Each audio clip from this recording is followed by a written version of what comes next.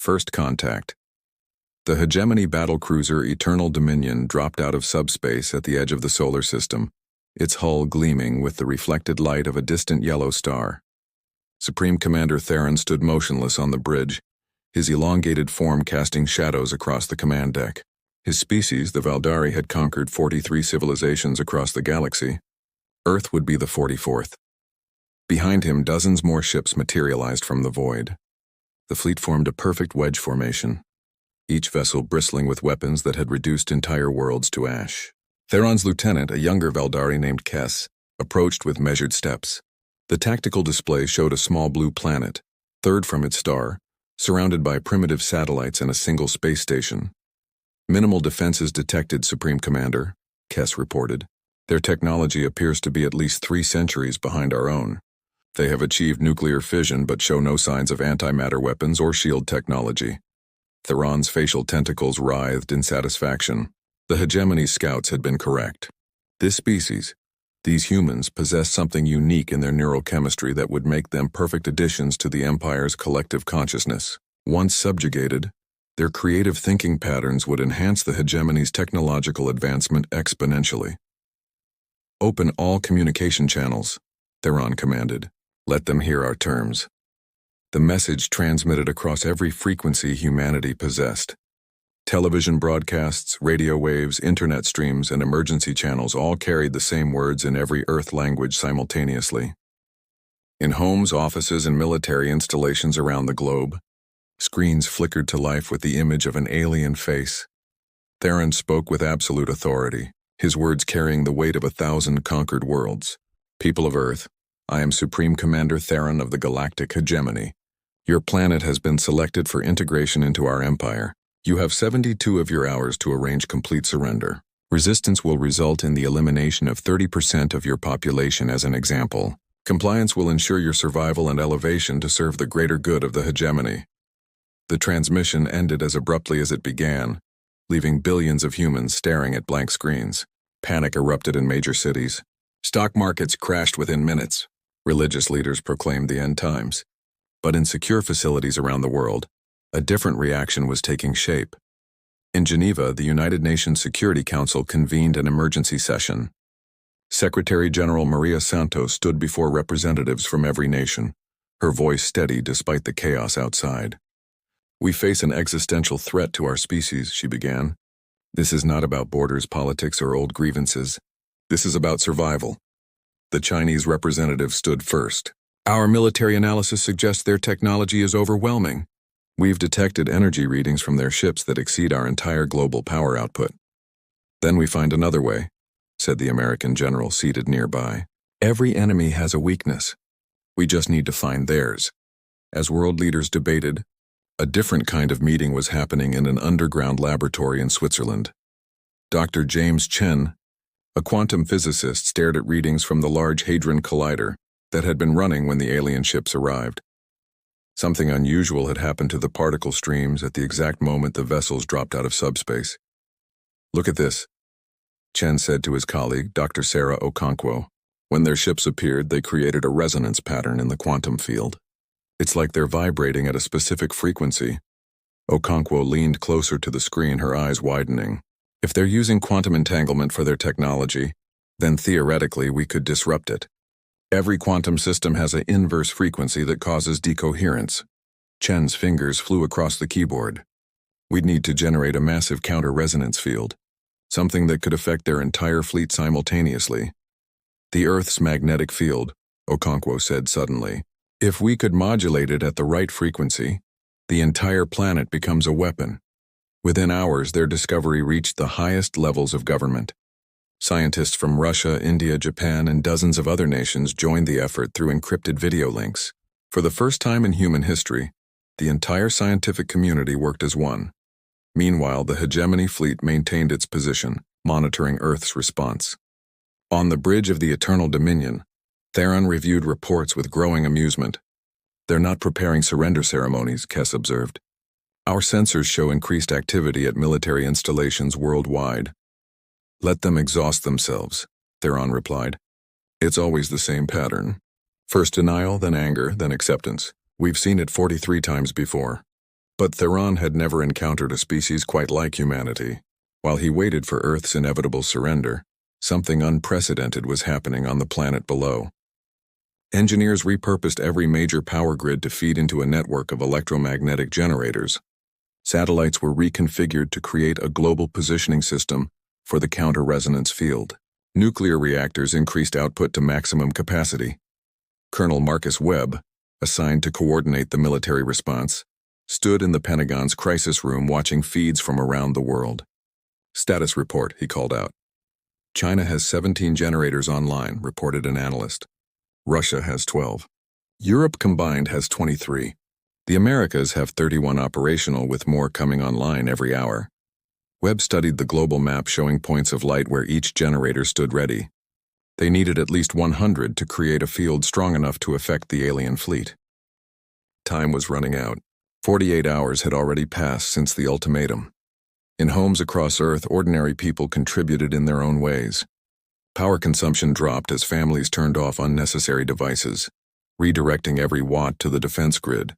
Amateur radio operators created backup communication networks. Children drew pictures of Earth surrounded by shields, their innocent hope somehow spreading courage to adults who saw them.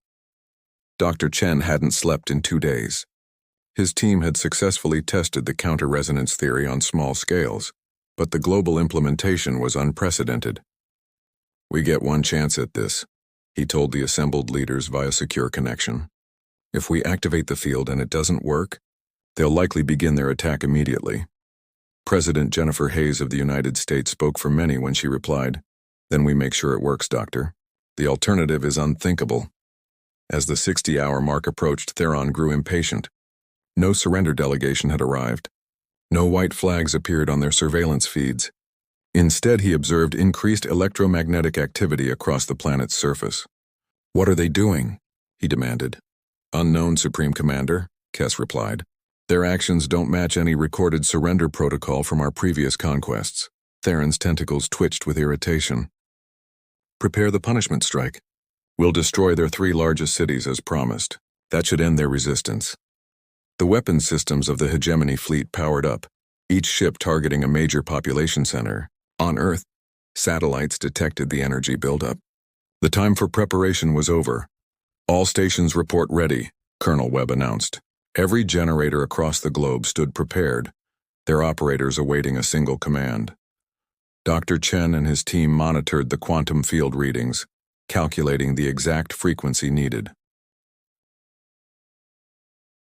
Secretary General Santos stood at the United Nations, broadcasting to the world, "Citizens of Earth, in the next moments we will either secure our freedom or face our darkest hour.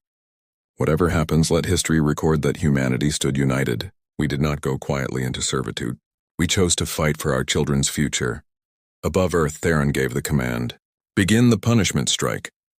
The hegemony fleet's weapons began to charge, building to the power levels that had obliterated cities on dozens of worlds.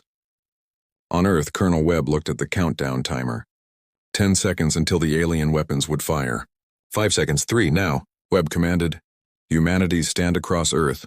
113 electromagnetic generators activated simultaneously. The planet's magnetic field, normally a gentle shield against solar radiation, suddenly pulsed with directed energy. The counter-resonance wave spread outward at the speed of light, invisible but devastating to any technology dependent on quantum entanglement. On the bridge of the Eternal Dominion, alarms screamed. The weapon systems, moments from firing, suddenly went dark. Navigation screens flickered and died. The sophisticated AI that managed the ship's functions crashed completely. Theron watched in disbelief as his mighty vessel, the pride of the hegemony fleet, became nothing more than drifting metal. "What's happening?" he roared, but his crew had no answers. They frantically tried to restore systems, but nothing responded. The quantum cores that powered their technology had been fundamentally disrupted, their entangled particles knocked out of coherence. The same scene played out across the entire fleet. Ships that had traveled between stars now floated helpless in space. Weapons that could crack continents fell silent. Shield generators that had never failed simply ceased to exist at the quantum level. On Earth, cheers erupted in command centers as satellite feeds showed the alien fleet going dark. But Dr. Chen wasn't celebrating yet. The field is holding, but we're burning through our power reserves fast. We can maintain it for maybe 6 more hours. Colonel Webb understood immediately. Then we need to press our advantage now. What happened next would be remembered as humanity's finest hour. Instead of simply defending, Earth went on the offensive. Missiles that the hegemony would have easily destroyed with their shields now streaked toward the vulnerable fleet. But these weren't meant to destroy. They were meant to deliver a message. Each missile contained communication equipment and a simple message in the Valdari language. Your weapons are gone. Your shields are down. You exist now at our mercy. But we are not you. We offer you a choice. Leave now and never return, or stay and learn why humanity refuses to kneel. Theron stood frozen on his powerless bridge. No species had ever turned the tables on the hegemony. Their entire doctrine, their whole understanding of the galaxy, was built on technological superiority. Now a supposedly primitive world had rendered them helpless. Supreme Commander, Kess said quietly, we're receiving signals from Earth. They're offering us safe passage to leave. Leave? Theron's tentacles writhed in confusion. They have us at their mercy and they offer us escape? The main screen, running on backup power, flickered to life. A human face appeared, Secretary General Santos. She spoke calmly without the fear or hatred Theron expected. Supreme Commander Theron, I am Maria Santos, speaking for Earth. You came here believing we were weak because our technology was inferior. You measured our worth by our weapons, our value by our potential servitude. She paused, letting her words sink in. But humanity's strength has never been in our technology alone. It's in our ability to unite when threatened, to find innovative solutions when faced with the impossible, and to show mercy when we hold the advantage. Your fleet is disabled. We could destroy you all. Your own doctrine demands it. Eliminate threats completely. Santos continued. But we choose differently. We offer you this chance to leave, to return to your hegemony with a message. Earth is off limits. Humanity will not be enslaved. And if you or anyone else tries again, remember this. We had 3 days to prepare for you. Imagine what we could do with more time. In the background of her transmission, Theron could see humans of different nations standing together, scientists who had worked around the clock, military personnel who had coordinated the defense, ordinary citizens who had contributed however they could. It was a unity the hegemony achieved only through forced mental bonding. You have 1 hour to decide, Santos concluded. After that, we'll assume you've chosen to stay and face the consequences. The transmission ended. Theron looked around his bridge at his crew, seeing fear in their eyes for the first time. They had conquered so many worlds, but always through superior force. Now they faced something different, a species that could have destroyed them but chose not to. Supreme Commander, Kess ventured. What are your orders? Theron was silent for a long moment. The hegemony would demand he fight to the death rather than retreat. But the hegemony hadn't faced humanity. They hadn't seen a species turn certain defeat into victory through cooperation and ingenuity. They hadn't experienced mercy from those they tried to conquer. Send a response, Theron said finally. Tell them we accept their terms. As the message transmitted, something else accompanied it. Detailed sensor readings of Earth's defense, recordings of the entire encounter, and Theron's personal command seal authenticating it all. The hegemony would know exactly what happened here. They would know that Earth had achieved something thought impossible. The human response came quickly. Supreme Commander, you'll find your backup systems will come online in 30 minutes. That will give you enough power to leave the solar system. Do not return. True to their word, exactly 30 minutes later, the hegemony fleet's emergency systems activated. As Theron gave the order to retreat, he couldn't shake the feeling that something fundamental had changed. For 43 conquests, the hegemony had never questioned their approach. They had never considered that there might be strength beyond technology, power beyond weapons. As the Eternal Dominion prepared to enter subspace, Theron took one last look at Earth. The small blue planet rotated peacefully, its surface lights twinkling like stars. Somewhere down there, humans were already returning to their daily lives, their moment of unity having saved their world. Kess, Theron said quietly, add this to the official record. Earth is to be designated as protected status. Any hegemony vessel that approaches will be considered in violation of direct Supreme Commander orders. Sir? Kess was shocked. Such designations were reserved for hegemony member worlds, not primitive planets. You heard the order, Theron replied. And add one more thing. Classification. Extremely dangerous when threatened. The fleet jumped to subspace, leaving Earth's solar system quiet once more. On the planet below, the electromagnetic generators powered down one by one. Exhausted scientists finally slept. Military personnel stood down from highest alert. World leaders who had put aside decades of animosity shook hands and even embraced. Dr. Chen sat in his laboratory, looking at the data from their desperate gambit. Sarah Okonkwo brought him coffee, sitting down beside him. "We did it," she said simply. "We did," Chen agreed. "But you know what the really incredible part is?" "What's that?" "We could have destroyed them. We had them completely helpless. Any other species would have eliminated the threat permanently." Chen turned to face her. "But we didn't. We showed them mercy. And that, I think, sent a stronger message than any weapon could have." Around the world, the story spread, not just of humanity's victory, but of how it was achieved. Scientists published their findings freely, ensuring every nation could contribute to Earth's defense. Engineers designed permanent installations that could generate the counter-resonance field at a moment's notice. Diplomats crafted new international agreements, recognizing that Earth's survival depended on continued cooperation. But perhaps the most important change was in humanity's view of itself. For the first time, people truly understood that they were one species on one world in a vast, dangerous galaxy. The old divisions seemed petty in comparison to what they had faced together. 3 months later, a different alien vessel approached Earth.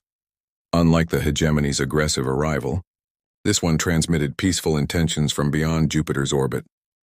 The ship belonged to the Altrani, an ancient species that had watched the hegemony's expansion with growing concern. The Altrani ambassador's message was simple. "We observed your encounter with the hegemony. In 10,000 years of recorded galactic history, no species has ever turned them away. You accomplished something unprecedented. We come offering friendship and knowledge, should you wish it." Secretary General Santos, now speaking with the authority of a truly united Earth, responded, "We welcome peaceful contact. But be warned, we protect our freedom fiercely." The Altrani ambassador's translated response carried what seemed to be amusement. "We would expect nothing less from the species that gave the galactic hegemony its first defeat. Your message has spread across the stars. 17 enslaved worlds have begun resistance movements, inspired by Earth's example." As Earth entered a new era of galactic awareness, one truth became clear. Humanity's greatest weapon wasn't advanced technology or superior firepower. It was the ability to unite, innovate, and show mercy even in victory. The warning Earth delivered to the Empire wasn't just about military might. It was about the indomitable spirit of a species that refused to surrender its freedom. The stars, once distant and mysterious, now held both promise and peril. But humanity faced them with confidence, knowing that together they could overcome any challenge. The crosshairs that had targeted Earth had instead revealed humanity's true strength to the galaxy, and the galaxy would never be the same.